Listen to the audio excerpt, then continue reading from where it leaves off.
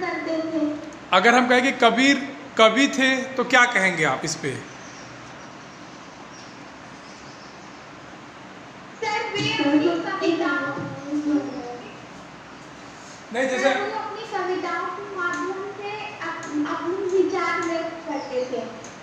अगर हम आपसे पूछे कि कबीर कवि थे या समाज सुधारक थे तो पहले आप क्या बताएंगे? समाज सुधारक। क्या थे बताइए, इसमें से आप पहले क्या बताएंगे? अगर आपसे प्रश्न पूछा जाए 1 नंबर के प्रश्न में कि कबीर पहले कवि थे अथवा समाज सुधारक, तो आप क्या बताएंगे? बोलो। समाज सुधारक बताएंगे। Very good. समाज सुधारक क्यों बताएंगे?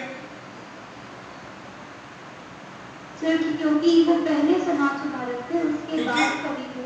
हाँ, क्योंकि अगर खुद अपनी कविताएं नहीं लिखी, क्योंकि अगर इनकी जो आप दोहे देखेंगे, ऐसी वाणी बोली कहाँ होती है? मनुष्यों के बीच। मनुष्य कहाँ होता है? समाज में।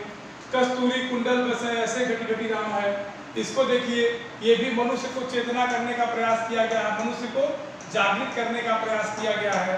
फिर उसके बाद जब मैं था तब भरी नहीं, मैं माने होता है क्या? घमंड। घमंड किसके अंदर होता है? मनुष्यों के अंदर होता है। बोलो, होता है कि नहीं होता है?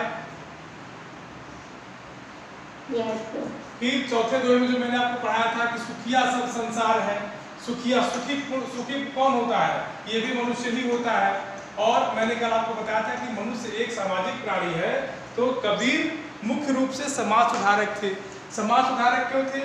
क्योंकि समाज में जितनी भी बुराइयां व्याप्त थी, जितनी भी कुरीतियां व्याप्त थी, उन सबको दूर करने के लिए कबीर ने लोगों को उपदेश दिए। और उनके उपदेश को उनके शिष्य कौन थे? धर्मदास। धर्मदास ने एक संकलन लिखा, उस संकलन का नाम था बीजक। उसी बीजक में इन्होंने ये जो साखी जो हम लोग पढ़ रहे हैं, इसी साखी का संकलन किया। यहां तक क्लियर? बोलो। हाँ बोलिए।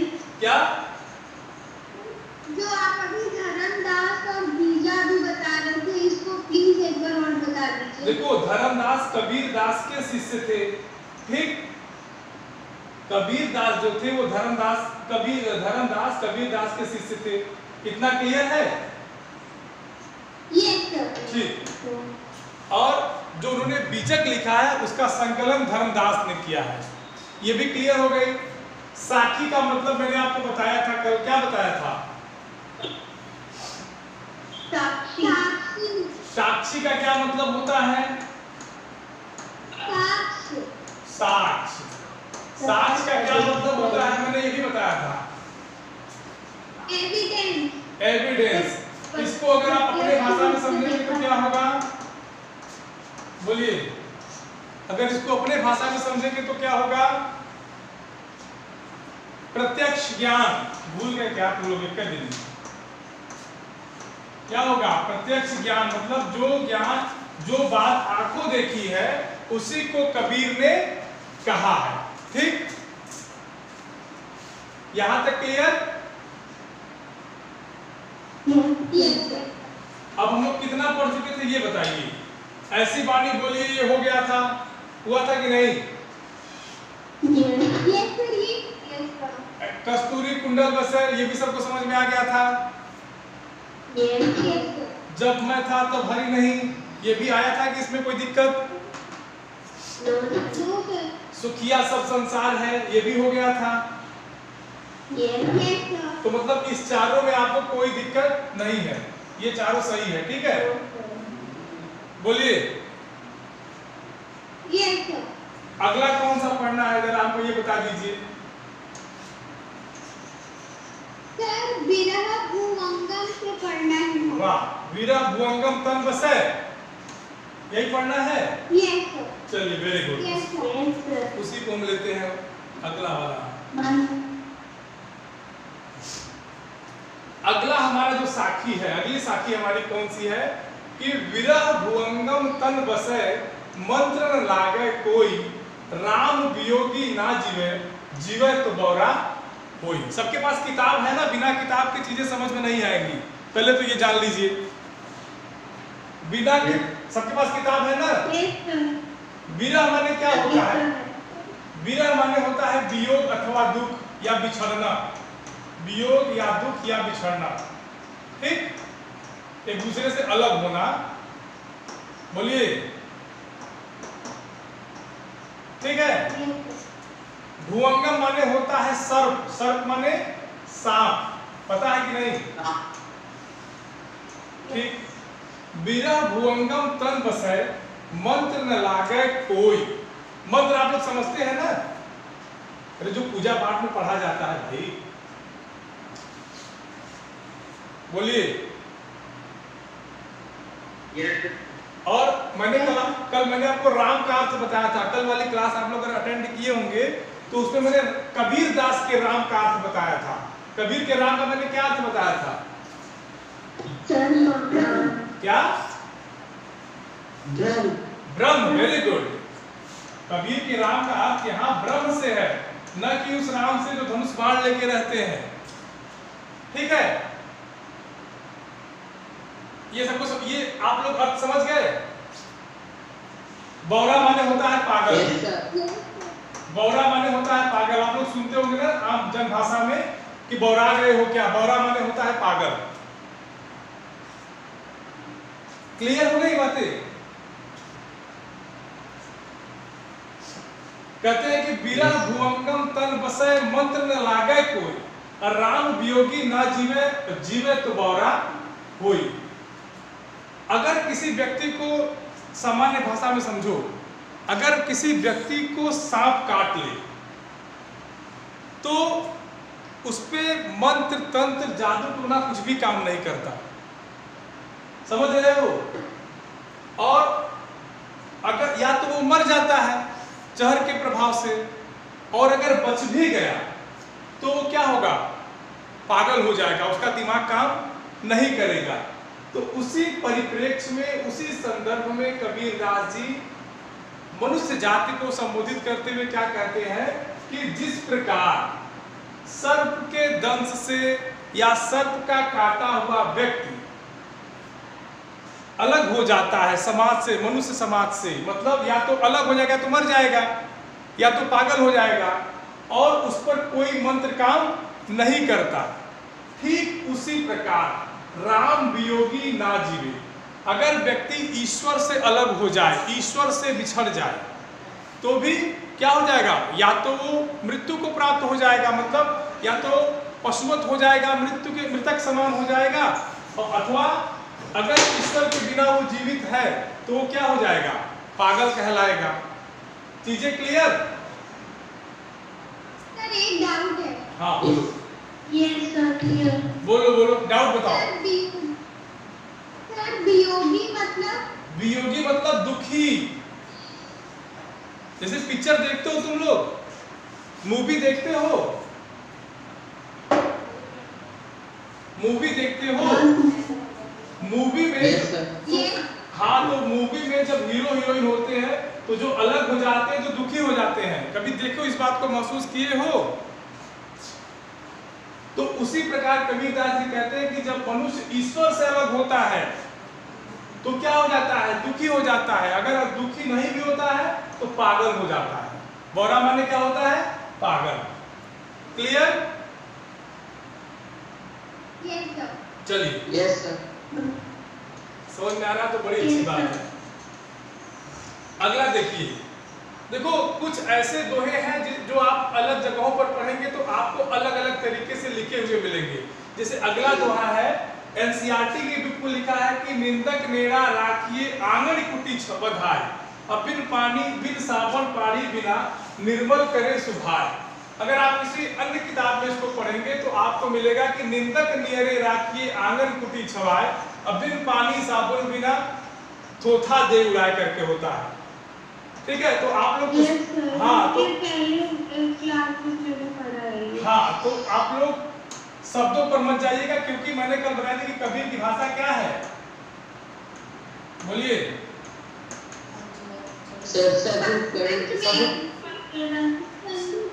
सदुपकड़ी अथवा क्या थी, पंचमेल खिचड़ी। पंचमेल खिचड़ी क्यों कहते थे, मैंने कल बताया था आपको, पता है कि नहीं? Yes sir. क्यों कहते थे बताओ? 5 भाषाओं का मिलन था, कई भाषाओं का मिलन था। ठीक, देखते हैं, देखिए अगला सवाल देखते हैं। सारी भाषाओं का नहीं होता है ना, क्योंकि जब साधु महात्मा जब इधर उधर का भ्रमण करते हैं तो उनकी एक भाषा बन जाती है। हाँ ठीक है, चलो आगे देखो। कहते हैं कि निंदक नेड़ा राखी आंगन कुटी बधाए, बिन साबन पानी बिना निर्मल करे शोभाए। कुछ कुछ इसमें पंजाबी भाषा का आपको मिश्रण मिलेगा। ठीक है, निंदक माने क्या होता है, जो निंदा करे। निंदक माने क्या होता है, जो निंदा करे। नेड़ा माने निकट, नेड़ा माने क्या होगा, निकट होगा। निंदक माने होता है निंदा करने वाला।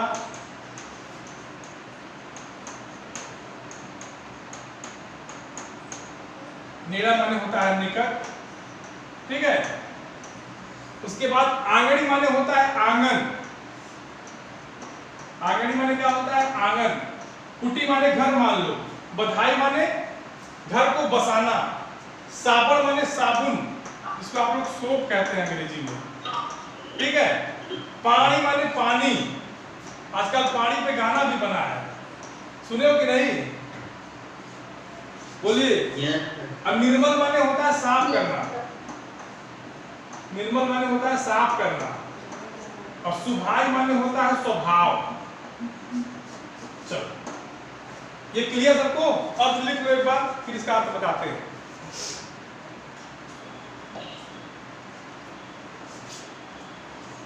अर्थ लिख लो तो इसका, सब लोग लिख लिया इसका अर्थ? चलो अब समझो।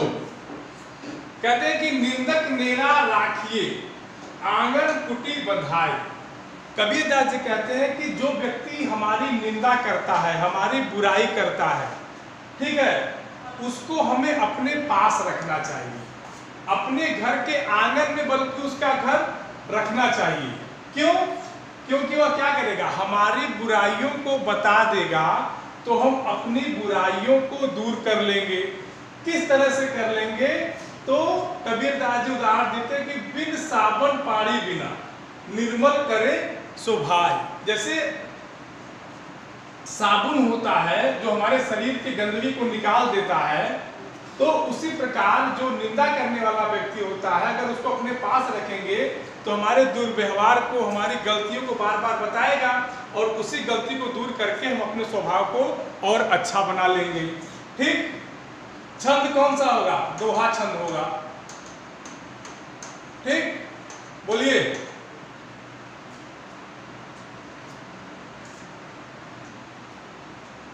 क्लियर हुई कि नहीं, ये बताओ।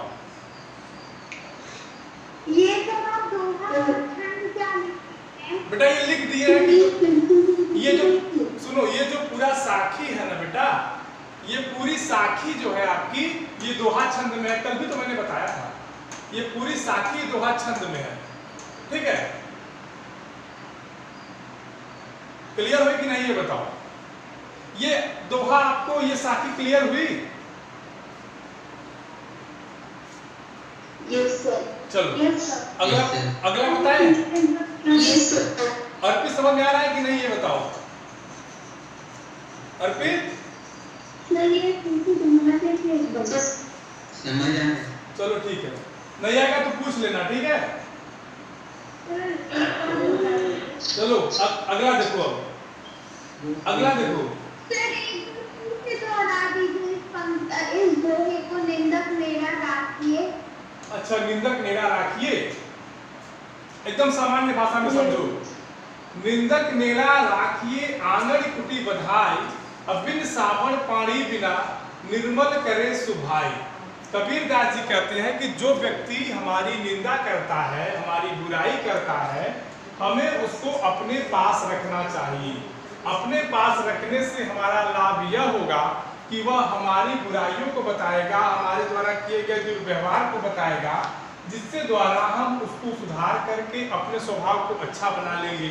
ठीक उसी प्रकार जिस प्रकार साबुन जब हम नहाते हैं तो साबुन लगाते हैं तो साबुन से हमारे शरीर के सभी मैल उतर जाते हैं। क्लियर हो गई बात? चलिए अब अगला पढ़ा दें। कहते हैं कि सुनो, ये वाली दोहा हमने कई बार पढ़ रखा है। चलो आगे देखो। पोथी पढ़ जग मुआ, पंडित भया न कोई, एक आखर पीव का, पढ़े सो पंडित होई। अब देखो इसी दोहे को आप कहीं और पढ़ोगे, किसी अन्य रेफरेंस बुक में पढ़ोगे तो वहां मिलेगा ढाई। हाँ तो लिखा था पोथी पढ़ी जग मुआ, पंडित भया न कोई, ढाई आखर पीव का, पढ़े सो पंडित होई। तो कुछ ऐसी जगहों पे आपको एक एक दोहों में शब्दों का हेर फेर मिल सकता है, अंतर नहीं मिल सकता है, हेर फेर मिल सकता है। ठीक है, तो आगे देखिए। कहते हैं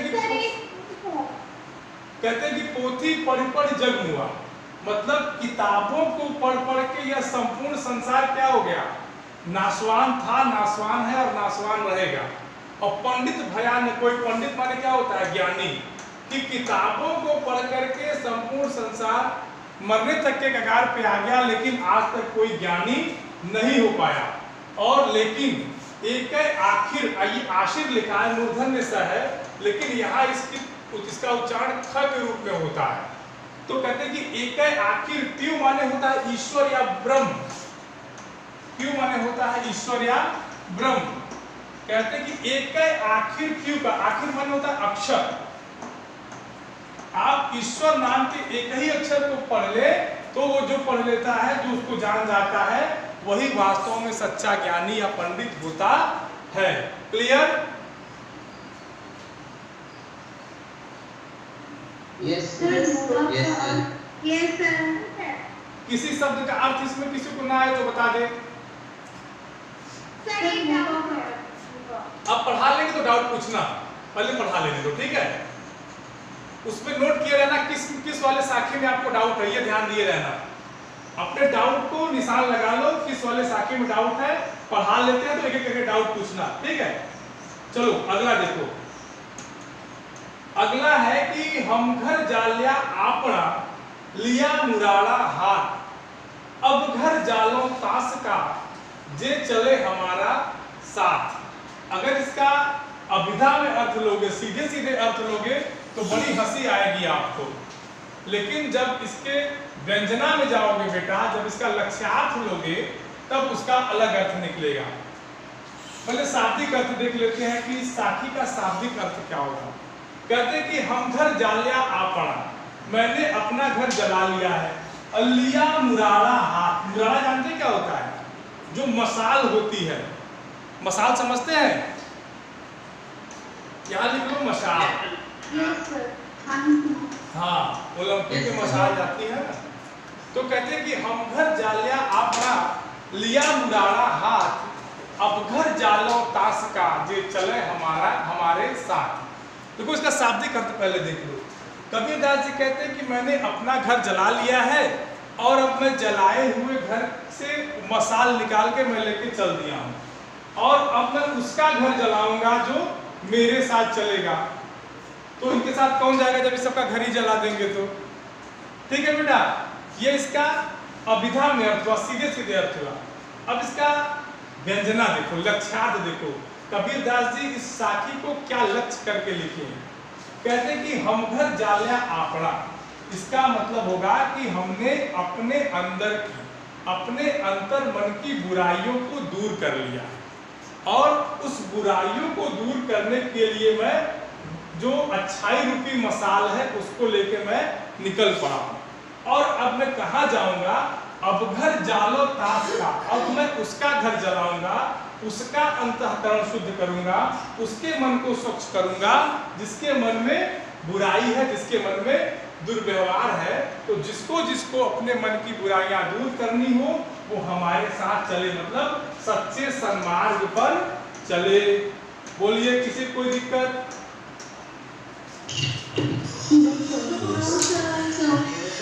किसी कोई दिक्कत नहीं है? अब बताओ,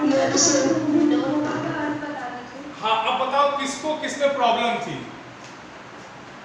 सर मोमा का अर्थ बता दीजिए। कहाँ?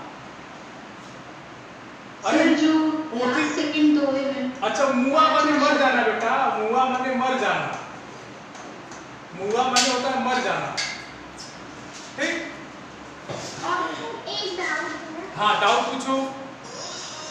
सर, जैसे ये कबीरदास जी खुद अपने दोहे नहीं लिखते थे, ये इनके दोहे इनके शिष्य लोग लिखते थे। बेटा ये देखो, तो सर फिर कहीं दोहे में अंतर क्यों है? जैसे हमने पोथी पढ़ी जब मुआ पंडित भया ना कोई, हाँ ढाई आकर के सो पंडित हो, और यहाँ लिखा एके अशिर तीन का। हाँ ठीक है। तो देखो सर लिखते शिष्य ही लोग थे, तो अंतर क्यों हो गया? देखो कबीरदास के कहने का तात्पर्य एक ही है, चाहे प्रेम कहिए और चाहे प्रेम रूपी ईश्वर कहिए, दोनों चीजें एक ही हैं, ठीक है?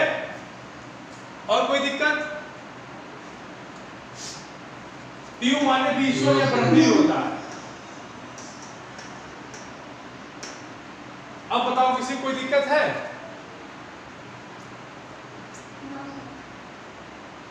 इसका अभ्यास प्रश्न पे आया जाए। Yes sir. मीठी वाणी बोलने से औरों को सुख और अपने तन को सीधा, ये सब कर लेंगे कि आप लोग हमको बताना पड़ेगा?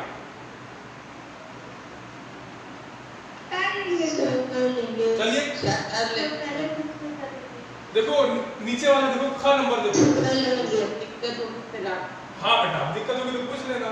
ख वाला देखो, ख वाले में कहते हैं कि निम्नलिखित का भाव स्पष्ट कीजिए। वीरा भुअंगम तन बसे मंत्र लागे कोई, कस्तूरी कुंडल बसे मृग ढूंढे मनमाही। ये तो आसान है, जब मैं था तब हरी नहीं। Yes sir. ठीक, अब जिसको जो प्रॉब्लम है वो पूछे, ठीक है?